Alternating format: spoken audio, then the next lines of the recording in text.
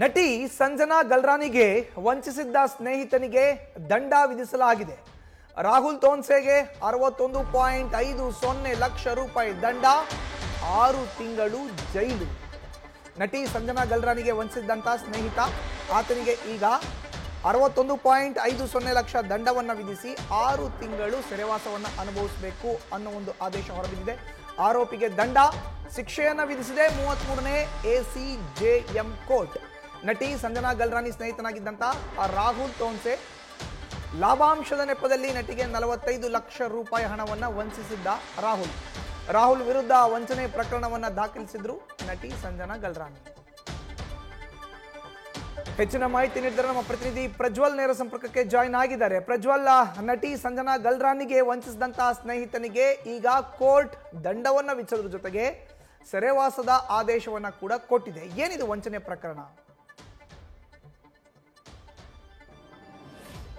ಮಧುಸೂದನ್, ಸಂಜನಾ ಗಲ್ರಾನಿಗೆ ಅವರ ಸ್ನೇಹಿತ ರಾಹುಲ್ ತೋನ್ಸೆ ಏನಿರ್ತಾರೆ ಅವರು ಸಾಕಷ್ಟು ಹಿಂದಿನ ಬಹು ವರ್ಷಗಳ ಪರಿಚಿತರಾಗಿರ್ತಾರೆ, ಹಾಗೆ ಸ್ನೇಹಿತರು ಕೂಡ ಆಗಿರ್ತಾರೆ, ಅವರು ಫ್ಯಾಮಿಲಿ ಫ್ರೆಂಡ್ ಕೂಡ ಆಗಿರ್ತಾರೆ. ಆ ಒಂದು ಸಂದರ್ಭದಲ್ಲಿ ಹಣವನ್ನ ಹೂಡಿಕೆ ಮಾಡಿದ್ರೆ ಅಧಿಕ ಲಾಭ ಗಳಿಸೋದಾಗಿ ಹೇಳಿ ಹಣವನ್ನ ಕೂಡ ಹೂಡಿಕೆ ಮಾಡಿಸಿರ್ತಾರೆ. ಸುಮಾರು 40ರಿಂದ 45 ಲಕ್ಷ ಹಣವನ್ನ ಇವರಿಂದ ಹೂಡಿಕೆ ಮಾಡಿಸಿದ್ರು ಅನ್ನುವಂತ ಒಂದು ಆರೋಪವನ್ನ ಸಂಜನಾ ಗಲ್ರಾನಿ ಅವರು ಮಾಡಿರ್ತಾರೆ. ಅನಂತರದಲ್ಲಿ ಲಾಭವನ್ನ ಕೊಡದೆ ಅವರಿಗೆ ವಂಚನೆಯನ್ನ ಕೂಡ ಮಾಡಿರ್ತಾರೆ. ಈ ನಿಟ್ಟಿನಲ್ಲಿ ಇಂದಿರಾನಗರ ಪೊಲೀಸ್ ಠಾಣೆಗೆ ಸಂಜನಾ ಗಲ್ರಾನಿ ಅವರು ಹೋಗಿ ದೂರನ್ನ ಕೊಟ್ಟಿರ್ತಾರೆ. ದೂರನ್ನು ದಾಖಲಿಸಿಕೊಂಡಂತಹ ಪೊಲೀಸರು ತನಿಖೆಯನ್ನ ನಡೆಸಿ ಚಾರ್ಜ್ ಶೀಟ್ ಅನ್ನು ಕೂಡ ಸಲ್ಲಿಕೆ ಮಾಡಿರ್ತಾರೆ.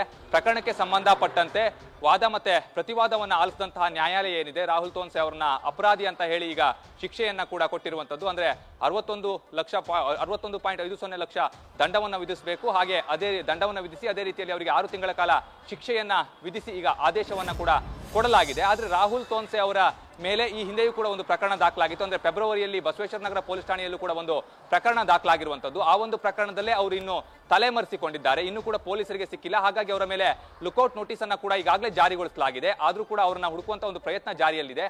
ಈ ಒಂದು ಪ್ರಕರಣದಲ್ಲಿ ಅವರಿಗೆ ಶಿಕ್ಷೆ ಆಗಿರೋದ್ರಿಂದಾಗಿ ಅವರು ಈಗ ಕೋರ್ಟ್ಗೆ 1 ತಿಂಗಳ ಕಾಲ ಅವರಿಗೆ ಅವಕಾಶ ಇರುತ್ತೆ. ಅಂದ್ರೆ ಮೇಲ್ಮನವಿಯನ್ನು ಸಲ್ಲಿಸಲಿಕ್ಕೂ ಕೂಡ ಅವಕಾಶ ಇರುತ್ತೆ, ಅಥವಾ ದಂಡವನ್ನ ಕೂಡ ಪಾವತಿ ಮಾಡಲಿಕ್ಕೆ ಅವಕಾಶವಿರುತ್ತೆ. ಒಂದೊಮ್ಮೆ ಅವರೇನಾದ್ರೂ ಆ ಒಂದು ದಂಡವನ್ನು ಪಾವತಿಸುವಲ್ಲಿ ವಿಫಲರಾದ್ರೆ ಅಥವಾ ಕೋರ್ಟ್ಗೆ ಹಾಜರಾಗಿಲ್ಲ ಅಂತ ಅಂದ್ರೆ ಅವರಿಗೆ ಅಲ್ಲಿ ಇನ್ನೊಂದೇನಂದ್ರೆ ಕನ್ವಿಕ್ಷನ್ ವಾರೆಂಟ್ ಅನ್ನು ಕೂಡ ನ್ಯಾಯಾಲಯ ಹೊರಡಿಸುವಂತ ಒಂದು ಸಾಧ್ಯತೆ ಇದೆ ಅಂತ ಹೇಳ್ಬೋದು. ಹಿಂದಿನ ಒಂದು ಸಂಜನಾ ಗಲ್ರಾನಿ ಅವರ ಪ್ರಕರಣ ಆಗಿರ್ಬೋದು, ಹಾಗೆ ಈ ಹಿಂದೆ ಫೆಬ್ರವರಿಯಲ್ಲಿ ದಾಖಲಾಗಿರುವಂತಹ ಬಸವೇಶ್ವರ ನಗರದಲ್ಲಿ ದಾಖಲಾಗಿರುವಂತಹ ಒಂದು ಪ್ರಕರಣದಲ್ಲೂ ಕೂಡ ಇವರು ತಲೆಮರೆಸಿಕೊಂಡಿರೋದ್ರಿಂದಾಗಿ ಸದ್ಯ ಅವರು ಎಲ್ಲಿದ್ದಾರೆ ಅನ್ನೋದ್ರ ಬಗ್ಗೆ ಮಾಹಿತಿ ಕೂಡ ಇಲ್ಲ. ಅವರ ಇಡೀ ಕುಟುಂಬ ಏನಿದೆ ಅದು ಈಗ ತಲೆಮರೆಸಿಕೊಂಡಿದೆ. ಹಾಗಾಗಿ ಈಗ ಈ ಒಂದು ಪ್ರಕರಣದಲ್ಲಿ ಅವರಿಗೆ ಶಿಕ್ಷೆ ಪ್ರಕಟವಾಗಿರೋದ್ರಿಂದಾಗಿ ಮುಂದಿನ ಒಂದು ಹಂತ ಏನಾಗುತ್ತೆ ಅನ್ನೋದನ್ನ ಕಾದು ನೋಡಬೇಕಾಗಿರುವಂತದ್ದು. ಮಧುಸೂದನ್, ನ್ಯೂಸ್ ಫಸ್ಟ್ ನಿರ್ಭೀತಿಯಿಂದ ನಿಮ್ಮ ಪರವಾಗಿ.